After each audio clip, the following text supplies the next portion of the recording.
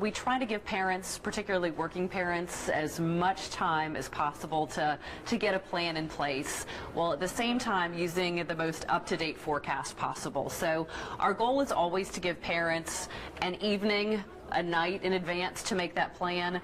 Our policy, if you will, says we'll make a decision by 6 o'clock in the morning. That is our final out time, to use news terms. That is the absolute latest possible time that we would make a decision is 6 a.m. the day of. But it is our preference to make a decision the evening in advance so parents have this opportunity to call grandparents, call friends who may stay at home and arrange a plan if they need to go to work the next day. And you all aren't sitting back just waiting for something to be set in the forecast. You've got a lot of different feelers out there. What are all the resources that you're consulting in making that grand decision? We talk to a lot of people. We talk to the National Weather Service, their meteorologists. We watch forecasts from all the local TV stations and sometimes make phone calls to those meteorologists as well. We look at AccuWeather. We talk to the folks at Emergency Preparedness, Greenville County law enforcement folks. We talk to the Highway Patrol. We talk to the DOT.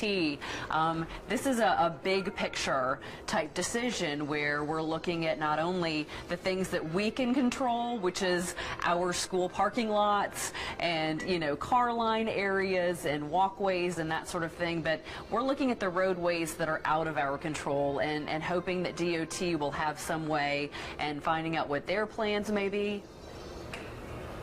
I'm sorry, that phone was... I was just waiting for that to go away. So, sorry, my ADD brain can only concentrate so much. This is going to sound better. We'll pick it up.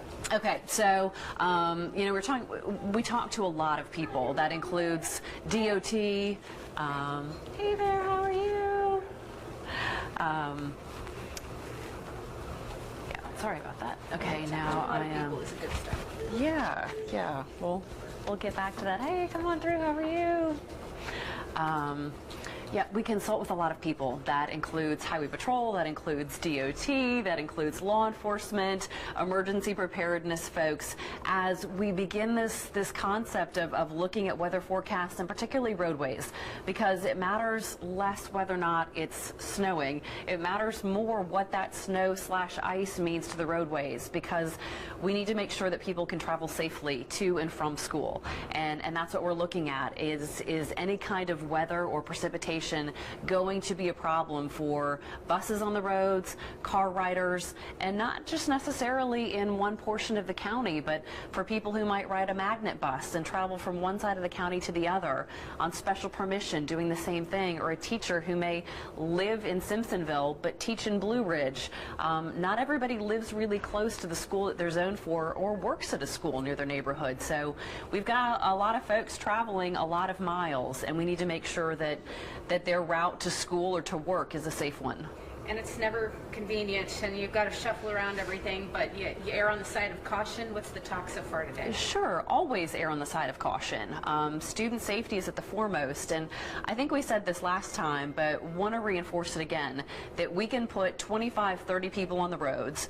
We can talk to as many people as possible about what we think will happen, what has happened, but at the end of the day, we want to continue to empower parents to make the best decision for their own kids. We can get to as many roads as we can, but we can't get to all of them.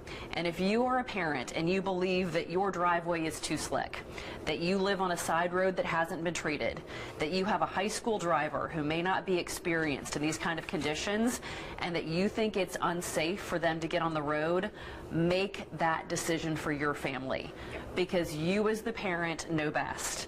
And if you feel the need with today's technology to take a picture with your phone and say, this is what our road looks like. I'm not comfortable putting my child in their car or putting my car on this road. Email that to the school principal and say, hey, my son or daughter can't make it to school today because, would you consider excusing this absence? And so we're really encouraging parents to stay in close communication with their school principal. We often have a lot of parents who get concerned about perfect attendance. That's really something that is important to them. And so we do have a category in our system that allows for a weather excuse if necessary that won't affect perfect attendance. But again, this is not something where a student can call in and say to their principal, hey man, can't make it in today. This is something where a parent has to be an active participant and say, I've put my eyes on the road. I know my child's an inexperienced driver, and we simply don't have a four-wheel drive vehicle to get the child to school today. Do you know if there are ICE teams going out tonight? And if so, can we ride along? They would likely go out at 4 o'clock tomorrow morning. ICE teams are typically dispatched at 4 a.m. And these are folks who've had a very specific route for many years in some cases. Each time they drive the same route. We received training at the beginning of the year that included pictures on what to look for and really to standardize what's, this is a drivable roadway, this is an undrivable roadway, and the difference between those two things and what that looks like.